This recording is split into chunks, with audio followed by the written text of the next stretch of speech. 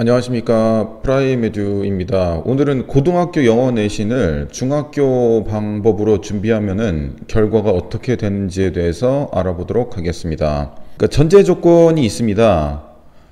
경인도, 용인시, 기흥구, 동백 지역을 대상으로 했습니다. 그러니까 다른 지역은 이것과 다를 수가 있기 때문에 일단 제외를 하고요. 그 다음에 동백 지역의 중학교 문제를 기준으로 했습니다. 그 다음에 동백 지역의 고등학교 문제를 기준으로 했습니다. 그래서 이거를 기반으로 어떤 결과가 나올지 한번 시뮬레이션을 해보도록 하겠습니다. 동백 지역 중학교 내신 대비 방법은 일단 이렇게 보통 하시죠. 이게 유명한 모 사이트의 프린트물인데 먼저 해석을 아주 열심히 하고 어법 같은 것도 틀리지 않게, 실수하지 않게 꼼꼼하게 체크를 하고요.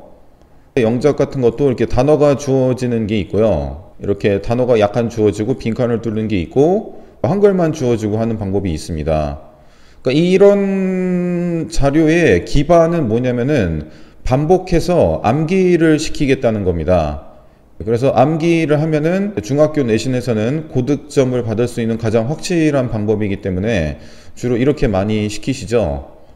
그래서 교과서 범위의 내용을 열심히 외우고 그 다음에 열심히 문제를 많이 풀고요. 그래서 보통 문제집 같은 거 시중에 나와 있는 변형 문제집 서점에서 구입해서 풀기도 하고 학원에서 프린트를 해주는 거 풀기도 하고 이런 식으로 열심히 문제를 많이 풀고 중학교 시험 문제에서는 변형 문제가 거의 없으니 한 90에서 100점 정도에 맞고 그렇지 못한 학생들은 90점 미만으로 점수를 맞고 이렇게 반복하고 열심히 외우다 보면은 이제 영어가 싫어지는 학생도 있습니다.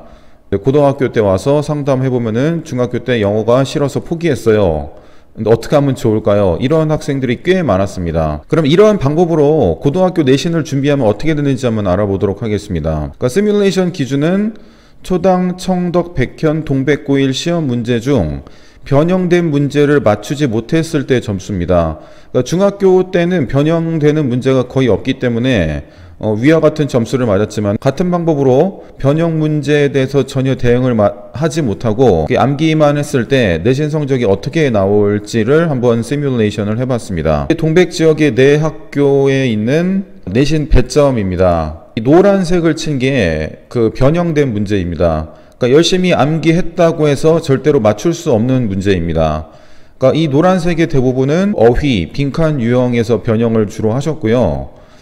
서술형도 암기를 해서 맞출 수 있는 문제가 있고요. 그러니까 주로 동백고가 그렇습니다. 동백고는 주로 변형을 하시진 않아요. 영작 문제를 주로 많이 내고 그 영작 문제를 점수를 다 받기가 쉽지가 않습니다. 왜냐하면 변형을 하시지 않으셨기 때문에 부분 점수가 거의 없다고 보시면 돼요. 서술형 다 맞으면 되는 거 아니냐고 생각하시는데 서술형 다 맞기 쉽지 않습니다. 쭉 보시면은 이런 식으로 노란색으로 칠한 부분이 변형된 문제입니다. 보시면 알겠지만은 초당고하고 동백고가 객관식에서 굉장히 변형이 많이 됐고 백현고 1이 상대적으로 변형이 적게 된 것을 알 수 있습니다. 대신에 서술형에서는 이번에 백현고 1에서 굉장히 많이 변형을 하셨고요. 나머지 학교도 약간씩 변형을 하셨고 청덕고는 거의 다 변형을 하셨다고 보시면 됩니다. 그러니까 서술형에서 변형이 가장 심한 학교는 청덕고라고 볼 수 있고요. 객관식에서 가장 변형을 많이 하신 학교는 초당고 그리고 동백고라고 할 수 있겠습니다. 자, 그러면은 노란 색깔에 있는 이 점수를 한번 다 빼볼게요. 이런 것을 전부 0점 맞았다고 했을 때 밑에 있는 점수가 몇 점인지 한번 알아보도록 하겠습니다. 한번 빼볼까요? 자, 초당고를 한번 먼저 빼볼게요. 자, 빼니까 객관식 변형된 거를 하나도 맞지 못한다고 했을 때 65점이고요. 서술형까지 전부 다 제외를 하면은 한 53점 정도가 나옵니다. 그러니까 무조건 암기한다고 해서 좋은 점수를 받을 수 있는 게 아니죠. 물론 이거를 하나도 못 맞지는 않겠지만 내신 점수에 상당한 영향을 주는 건 사실입니다. 자, 청덕고도 한번 빼볼까요? 청덕도 이렇게 빼면은 변형된 문제를 하나도 맞지 못했다고 가정했을 때 50점이 안 되는 점수가 나옵니다. 그 다음 백현고 한번 해볼까요? 예, 백현고도 한 60점대가 나오네요. 그 다음에 동백고도 변형된 문제를 다 지워보면은 65점 정도가 나옵니다. 물론 이 서술형을 다 맞는다고 가정하고 이런 점수가 나온 건데, 실질적으로 이 점수를 다 맞지는 못하죠. 그래서 이렇게 나왔습니다.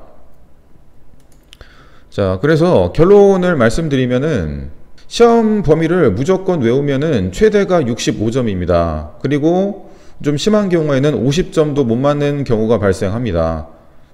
그래서 변형되는 문제에 대한 대응 능력을 초, 중 때부터 키우셔야 됩니다. 이게 시험 범위에 대해서 무조건 암기를 한다고 되는 문제가 아닙니다.